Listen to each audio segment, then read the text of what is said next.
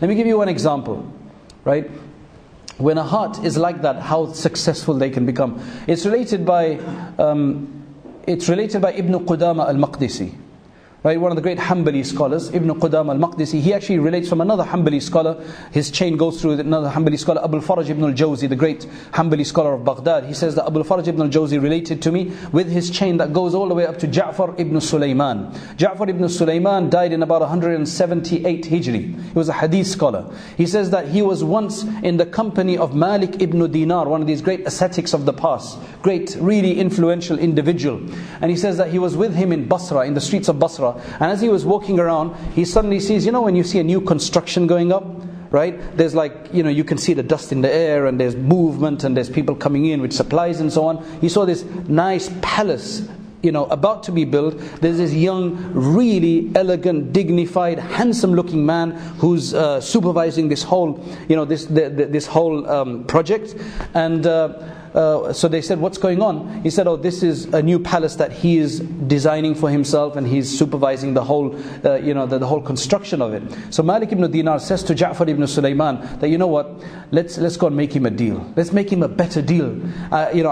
He felt something for this man, that he felt like he should gain a special form of guidance and reward. He said, let's go and make a deal for him. So he went up to this man and he started speaking to him. And the man didn't recognize him first as to who Malik ibn Dinar was. He didn't know, he had never met him before. He knew about him. He didn't recognize him. So when people told him that this is Malik ibn Dinar, he quickly got up and he says, Haja, like, is there something I can help you with? Can I help you? You're a wealthy guy. Can I help you? He says, yes, I've come to actually sell you a proposal. Right? People come to your door, they sell you this investment and that life insurance and so on. I've come to sell you a proposal. He says, what is it? He said, the proposal is that I will give you, I will guarantee for you a special palace that will be made of, the rubies will be studded with rubies and pearls and so on. The smell of it will be musk. When you go into certain stores today and there's a nice smell because they have a special fragrance system and it just smells really nice. Well, this will be musk throughout, 100%, all the time, because the motor of it is musk. Za'fran, all the best products will be used, all the best supplies will be used to make this. And you know what? The greatest thing is that no hand would have made this. So there will be no human error here. Right? So it won't be touched by any human. It will just be made by Al-Aziz Al-Hakim, who will say kun fayakun. Right? Allah subhanahu wa ta'ala will make it for you by just saying kun, and it will be. So now, somebody comes to you with that kind of a proposal, right? The biggest scholar in town comes to you with that proposal. How would our response be? We're finally getting our palace made, right? This is what I've been wanting for a very long time. I've got all the material now, all my money's together, my funding is there. Now this is what it's going to be. And then suddenly I get this proposal, right? Subhanallah. So he says, this is what he said. He said, you know what, give me tonight. Let me think about it. Let me think about it. It's a moment, it's a special moment. He said, let me think about it.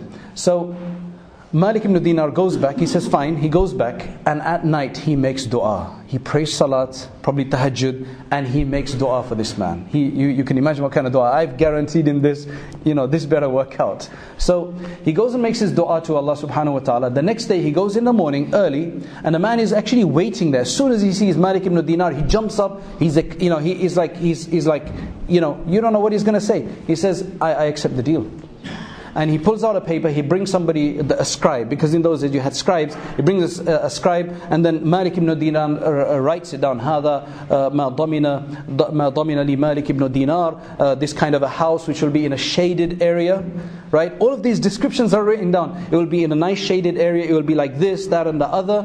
And this will be given to him for 100,000 dirhams, because that's what it was going to. That's actually, I forgot to mention, that is the proposal. That I'll sell you this for 100,000 dirhams. The 100,000 that you're going to spend in making this palace in the world, that is what I'll give you, this greater palace in the hereafter. So that's all written down, 100,000.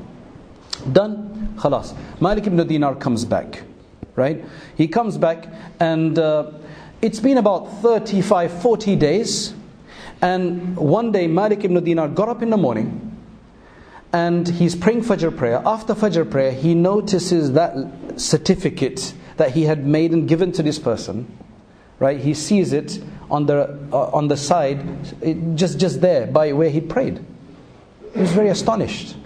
He picks it up, and it's there, the certificate. Everything is written there. He turns it around, And he says that it was written bila midadin, without ink that you could see. But there was writing on there, without ink. Now, if that was said 150 years ago, 10 years ago, it's like, what are you talking about? Writing without ink? Today we have inkless displays. Right, so we can completely understand. So he says it was written there, and what was written is هذه براءة من الله العزيز الحكيم لمالك بن دينار إنا وفينا الشاب القصر الذي ضمنت له و70 ضعفا زيادة. That we have, this is bara', this is exoneration, this is a fulfillment for Malik ibn Dinar, for what you guaranteed that man. Right? For we have fulfilled and fully given, right? Fully paid off this palace for this person that you had guaranteed for him, and 70 times that amount. So it's going to be 70 times better than what you even promised him. Malik ibn Dinar, I mean, he saw this, he's totally like astonished, amazed. He takes this and he runs to that guy's house. He gets there, the doors are closed, but he could hear all the crying from inside. Right? So when he knocks on the door, he finds out that this guy just died last night. Right? This guy just died last night. And he says, you know what? There must be something more to this, right? Because he's got the letter which was him, and suddenly he finds it by his door with this weird invisible ink, or this inkless writing on it. So he calls the ghasil, he calls the person who did the ghusl. He says, tell me what happened. He says, well, I was called to do the ghusl, the bathing. I was burying him, but I was told by his family, whoever it was, that there's this letter that he has made wasiyah. He has bequested that this be put in between his kafan. Right? There was a letter that he gave me. That was the only thing weird about this whole case, only strange. So Malik ibn Dinar pulls out the letter. He says, was it this letter? He says, wow, that is the letter that I put in his kafan. We buried him that way. That letter went with him. Right? That letter went with him. So Malik ibn Dinar then related the whole incident. And this other young chap, he gets up, he says, sell me one for 200,000. And Malik ibn Dinar says, كَانَ مَا كَانَ فَاتَ مَا فَاتَ. Whatever happened has happened. That time is gone. That time is lost. These are only moments that are given. This is a miracle. Now the reason, I know it sounds very mythical. It's not something that's going to happen every day for you, or if ever. Right? That's why I mentioned to you that it's not related by just any ordinary person. It's related by some very stringent individuals, muhaddithin. Ibn Qudama al-Maqdisi al-Hanbali. Right? Anybody will respect him. Right? Go and tell the story that Ibn Qudama al-Maqdisi, he relates it from Abu al-Faraj ibn al-Jawzi. Again, very critical scholars. And they relate this through a chain up to Ja'far ibn Sulaiman from Malik ibn Dinar.